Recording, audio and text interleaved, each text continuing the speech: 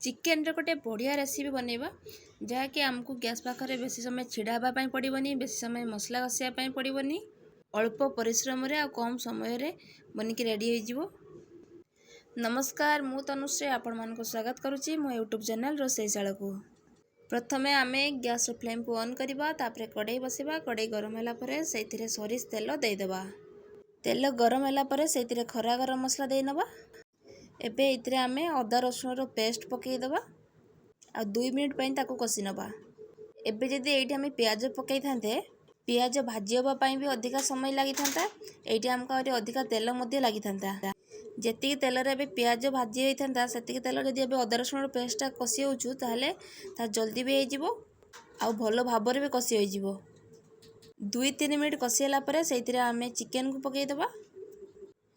Chicken को पकई सारा परे ताको आमे अदा रसुण रो पेस्ट सहित भलो भाबरे मिसई नबा।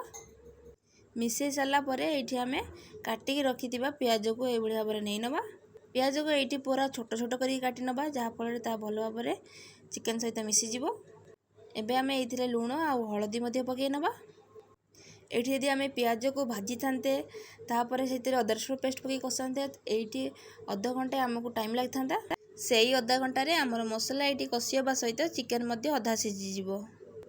एबे आउ किछि करिवार नै, बस चिकेन को मझिरा मझिरा एमिति ढांकी दउतुवा आ ताकू मझिरा मझिरा थोड़ा नेखा खोलिकी एभली भाबरे चले नउतुवा। एई बड़ी भाबरे चिकेन ले 2-3 थर तार ढांकुणी को खोलिकी ताकू ढांके नबा। पुणी ताकू ढांकी देबा। जेतेबेले चिकेन रे पानी मरी जिवो सेतेबेले आमे सेतिरे सबु गुंड मसला दे देबा। मु एठी गुंड मसला रे धनिया गुंड, लंका गुंड, जीरा गुंड आ चिकेन मसला नैची। तापरे काटी रखिथिबा टमाटो को मध्ये सेतिरे पकई देइची। एई सब के एबे भलो भाबरे मिसई नेकी ताकू पुणी थरे ढांकी देबा। एठी हमर बिलाती मध्ये ता सहित कसी होई जिवो। एबे एठी चिकेन रे मु ढांकुणी खोलला परे सेतिरे दही टिके ताकू भलो भाबरे मिसई की रखिथिले ताकू नै नेची। यदि आपण एठी दही भी न पकेबे कि दही भी नाही ताले किछि कथा नाही, दही की पूरा स्किप कर परिबे। दही को चिकेन संगे भलो भाबरे मिसई नबा। एठी देखि पारतबे चिकेन ने पूरा तार कलर भी चेंज हो गलाडी। एठी हमर चिकेन भी भलो भाबरे सिझी भी जाईची। एबे मु एठी फ्रेश क्रीम नैची। आपण माने एठी क्षीर रे जो सर थिबो जेटा मलाई कहउछे सेटा आपण एठी यूज कर परिबे। जदि सेटा भी नाही ताको भी पूरा स्किप करि परिबे, किछि असुविधा नाही। एई चिकेन रेसिपीटी बनेबार गोटे खासियत हला जे जो मसला कसिया पे हमर आधा घंटा अधिका लागि थांता सेटा ही कमी गला। एमिति चिकेन थोड़े निश्चय बने कि खातु, देखिए बहुत बढ़िया लगिवो। खाइबार सब बळे टेस्ट चेंज हेले ता टिके खाइबा पई भल लागिताए।